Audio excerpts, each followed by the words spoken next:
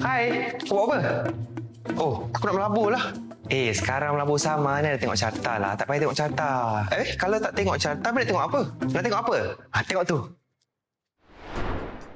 Betul. Tak perlu nak baca carta untuk labur saham. Tak percaya? Assalamualaikum semua. Saya Helmi Kasim. Dan saya Daniel Lim dan kami jurulatih kewangan profesional yang bertauliah dan anda sedang menonton Bijak Labur.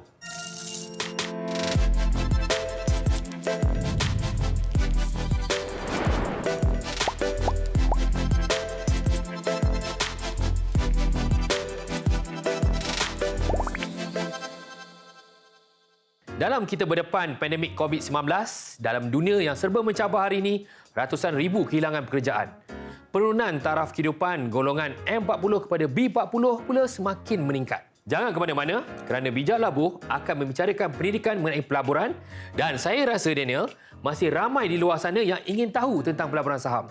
Tapi anda mungkin tak pernah tahu bagaimana nak bermula.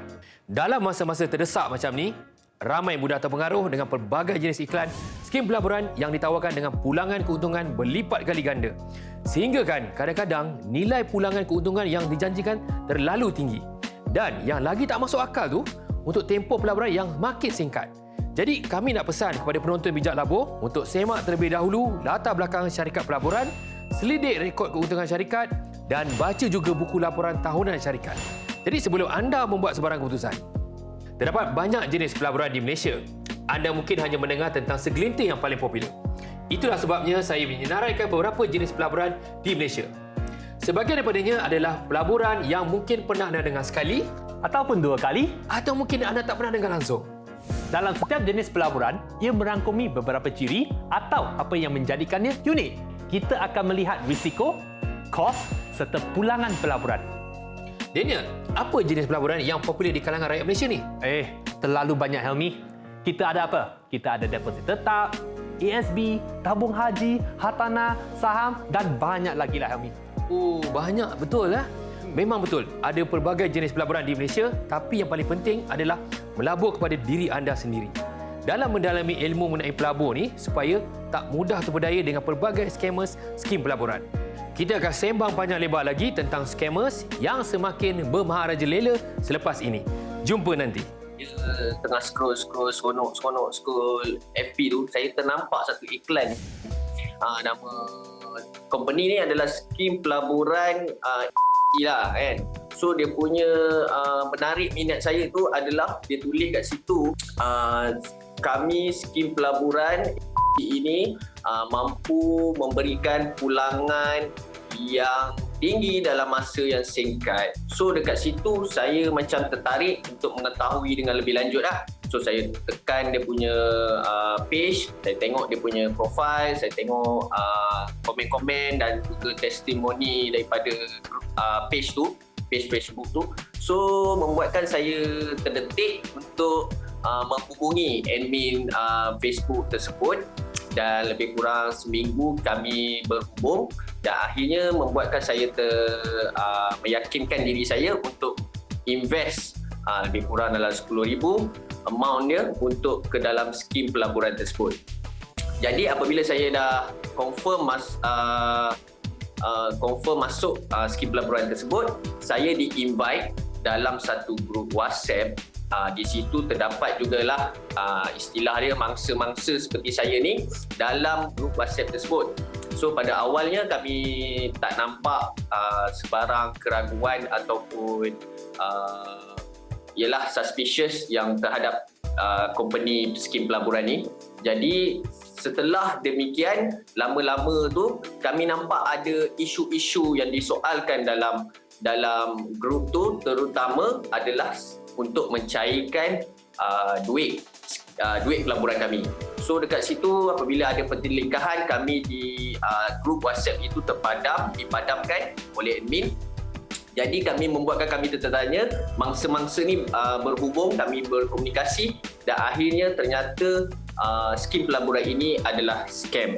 So kami pun merujuk kepada membuat laporan polis, merujuk kepada polis dan kami ternyatalah skim pelaburan ini adalah skamer dan kami serahkan semuanya pada pihak berkuasa untuk menjalankan tindakan yang seterusnya. Saya terlalu percaya dengan kawan saya apabila dia tunjuk slip profit dan pengeluaran yang telah dibuat atas pelaburan yang di mana menggunakan sedikit modal tapi untung yang banyak. Dan saya tanpa selidik terus melaburkan semua duit simpanan saya kepada pelaburan tersebut. Dan saya sedar saya telah ditipu apabila saya tidak mendapat pulangan daripada apa yang saya laburkan. Jadi lebuhlah segala simpanan saya atas dasar percaya kepada kawan saya itu. Hai, kita kembali semula dengan Bijak Labur, rancangan pendidikan tentang pelaburan saham. Helmi, skamer sekarang semakin lama semakin pandai. Betul tu. Hampir setiap kali, kalau kita dengar berita tentang yang ditipu skamer, akan ada saja modus operandi yang pelik-pelik kita dengar. Rakyat Malaysia antara yang paling terdedah kepada penipuan. Baru-baru ini, ada yang sengaja menggunakan gambar beberapa VIP dan selebriti untuk menarik ramai ke dalam skim pelaburan yang tidak berlesen. Berdasarkan laporan Jabatan Jenayah Komersial PDRM, dari Januari hingga September 2020 sahaja merekodkan 4,764 kes penipuan makau yang melibatkan kerugian lebih daripada 232 juta dan lebih 2,000 tangkapan telah dilakukan. Ini menunjukkan ramai orang menjadi mangsa penipuan. Setiap orang berpotensi menjadi mangsa penipuan kerana mengikut purata, hampir 10 kes dilaporkan kepada pihak polis setiap hari. Sekarang ni terdapat pelbagai taktik yang digunakan oleh penipu untuk memikat mangsa mereka. Internet telah memberi peluang kepada penipu untuk beroperasi pada skala global. Sebab itulah pentingnya ilmu pengetahuan dalam dunia pelaburan. Betul tu Helmi. Berhati-hati, jangan terlalu percaya cakap orang. Lebih baik ambil tahu daripada buat-buat tahu. Jom kita ke sesi tanya pakar berkenaan isu ini. Kalau kita tengok trend ni memang berubah daripada satu masa ke satu masa. Pelaburan-pelaburan yang bercirikan pelaburan scam ni ataupun penipuan ni ada dua bentuk lah. Satu yang kita klasifikasikan sebagai pelaburan yang bersifat bersemuka. Yang kedua, pelaburan yang sangat-sangat banyak dewasa ini adalah yang melibatkan pelaburan scam online. Kalau dari segi statistiknya, pelaburan yang bersifat bersemuka ni agak famous 5-6 tahun sebelum ini. Tapi sekarang ni apabila kita banyak dan kita cuba penteras dan dia dapati mereka mudah kita tangkap dan kita kenal pasti dan kita hukum, di mana ini antara beberapa ciri yang kita dapati. Almost 98% adalah perlombaan bersifat online. Pertama sekali kita tengok dia cuba nak tarik perhatian orang awam ni dengan kadar keuntungan yang agak sukar diterima oleh akal lah sebenarnya. Kalau kita bandingkan dengan pelaburan yang betul, mungkin jarak masanya mungkin jangka masa panjang, setahun baru you dapat return 5 ke 15% setahun mungkin. Tapi bagi pelaburan yang bersifat scam ini, dia menjanjikan ada keuntungan sampai 2 jam, 1 hari, seminggu, ada yang sebulan, ada yang 3 bulan. Return of investment itu kadang-kadang sampai 100%, 150%. Tapi biasanya lah 30% dalam masa seminggu. Jenis pelaburan yang betul, dia takkan dapat jumlah sebanyak itu keuntungan. Tujuannya nak buat duit, tapi dia tak tahu sebenarnya tak ada pelaburan yang bersifat begitu dan tak ada bank yang pernah bayar pun dalam kadar begitu. Tiap-tiap pelaburan tersebut mesti dikenaki membuka akaun akaun CDS daripada Bursa Saham Malaysia. Ini yang penting. Kalau tak ada akaun ni memang kita tak boleh main saham lah. Kita nak jual balik saham tersebut pun kita mesti gunakan akaun CDS tersebut. Kita tidak boleh menggunakan akaun yang lain. Jual beli tersebut tidak melalui mana-mana ejen, orang tengah, tak ada. Direct dengan pasaran saham. Last sekali, tentunya lah pelaburan yang betul ni dia tidak janjikan any fix keuntungan ataupun keuntungan tersebut tidaklah bersifat terlalu tinggi sangat as compare dengan kitanya pelaburan scam tadi yang menjanjikan keuntungan sampai even 300%. Kebanyakan tujuan masyarakat kalau buat laporan polis ni sebenarnya dalam fikiran dia nak dapatkan duit dia balik. Ini saya perlu tegaskan ya, dan kita cuba sedaya upaya kita lah, tapi kita bukanlah boleh menjanjikan dia akan dapat balik pulangan duit dia tersebut. Kenapa saya kata gini? Biasanya bila ditipu oleh mana-mana syndicate pelaburan ni, pengadu tersebut jarang dia buat laporan secepat mungkin. Taktik penipu tersebut akan delay dia pun dengan dijanjikan akan dapat.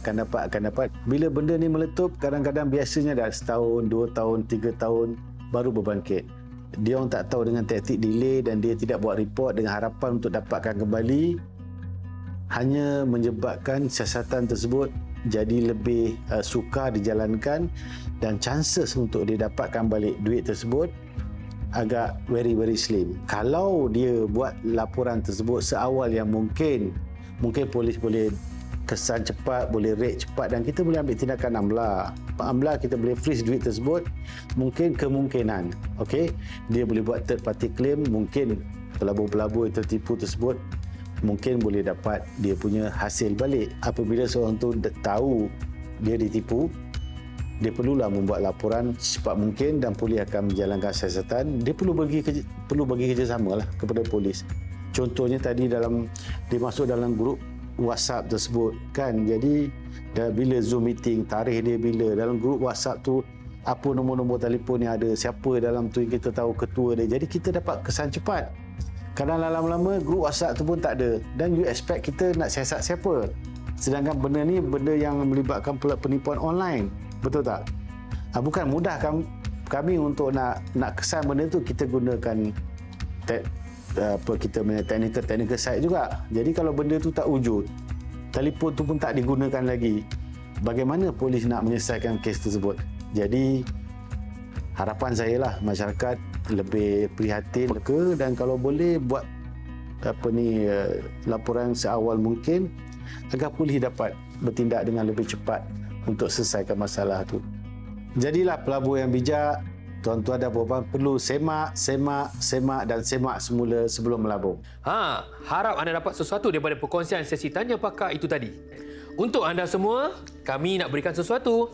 Cepat ambil telefon anda dan scan QR code di skrin TV anda sekarang untuk dapatkan hadiah percuma. Layari laman sesawang kami www.bijaklabur.com. Jangan lupa ikuti kami di YouTube, TikTok dan Facebook B Syariah untuk info selanjutnya tentang pelaburan saham.